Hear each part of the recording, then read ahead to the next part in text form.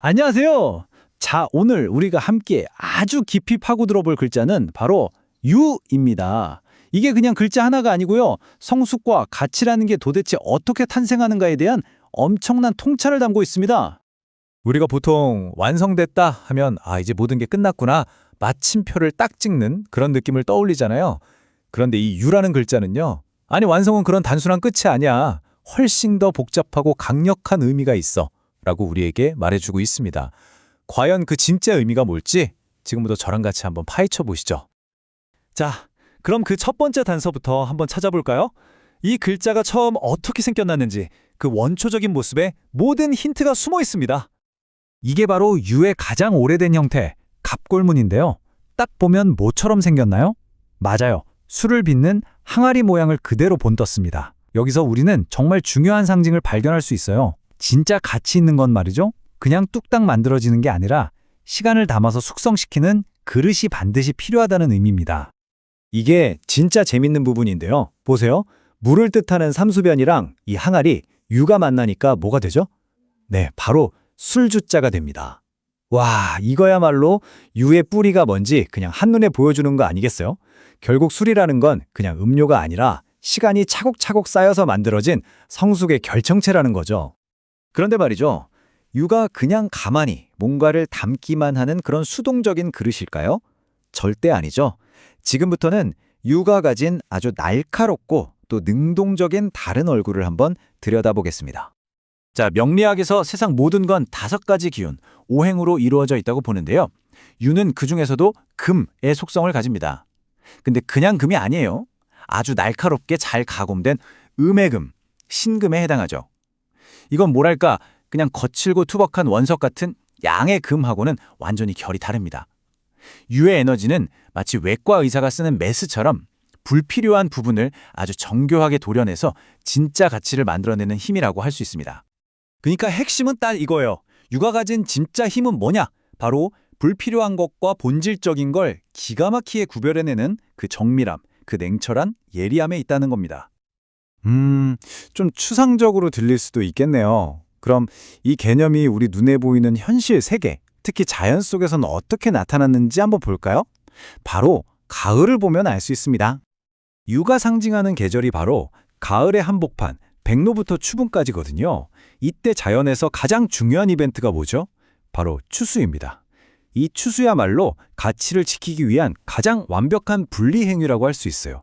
생각해보세요. 열매가 가지에 계속 붙어있으면 썩어버리잖아요. 가지를 딱 떠나는 그 순간 비로소 자기만의 온전한 가치를 갖게 되는 거죠. 가을이 되면 찬바람이 불면서 나뭇잎이 다 떨어지잖아요.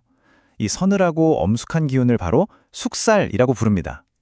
이게 죽일 살자가 들어가서 좀 무섭게 들릴 수 있는데 사실은 전혀 그런 뜻이 아니에요. 이건 파괴가 아니라 가장 중요한 씨앗과 알곡, 즉 핵심을 지키기 위해서 자연이 스스로 불필요한 것들을 싹 정리하는 아주 숭고한 정화작용인 셈입니다.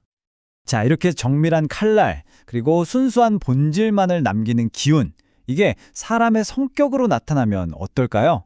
어떤 모습일지 상상이 가시나요? 유의 기운을 강하게 가진 분들은요, 보통 굉장히 꼼꼼하고 원칙을 중요하게 생각하는 경향이 있어요.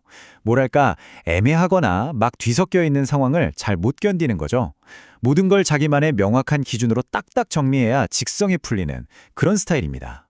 그리고 유하면 또 빼놓을 수 없는 게 바로 도화입니다. 흔히 도화살이라고 하면 그냥 이성에게 인기가 많다, 이 정도로만 생각하기 쉬운데요. 유의 도화는 차원이 좀 달라요. 이건 마치 가장 잘 익은 과일이 저절로 향기를 막 뿜어내는 것처럼 스스로가 완벽하게 무르익었기 때문에 주변을 끌어당기는 힘, 바로 완성의 아우라라고 할 수 있는 거죠. 정말 매력적이지 않나요? 자, 지금까지 우리는 유를 3가지 키워드로 살펴봤습니다. 시간을 담는 그릇, 본질을 남기는 칼날, 그리고 가치를 보존하는 추수. 이제 이 조각들을 모두 모아서 우리가 맨 처음에 던졌던 질문, 진정한 완성이란 과연 무엇인가에 대한 답을 한번 찾아보도록 하죠. 유는 정말 다양한 상징으로 표현되는데요. 어지러운 세상을 맑은 소리로 깨우는 절의 종소리, 또 사회의 질서를 바로 세우는 법이 바로 유에 해당합니다. 심지어 명리학에서는 하늘의 칼날이라는 뜻의 천인송이라고도 불러요. 이 모든 것들이 가리키는 방향이 어딘지 보이시죠? 바로 정밀함을 통한 정화라는 단 하나의 핵심 주제로 모아집니다. 바로 이 문장입니다. 그것은 죽임의 칼이 아니라 결실을 영원하게 만드는 살림의 칼이다. 이게 바로 유가 가진 지혜의 정수라고 할 수 있습니다.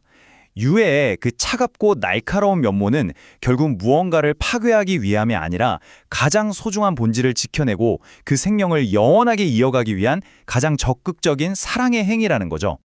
자, 이제 이 질문을 마지막으로 여러분께 드리면서 오늘 이야기를 마무리할까 합니다. 어쩌면 진정한 완성이란 무언가를 자꾸 더하는 게 아니라 오히려 불필요한 것들을 덜어내는 데서 시작하는 건지도 모르겠습니다. 여러분의 삶에서 가장 소중한 결실을 지키기 위해 지금 무엇을 잘라내야 할까요? 한번 깊이 생각해 보시면 좋겠습니다.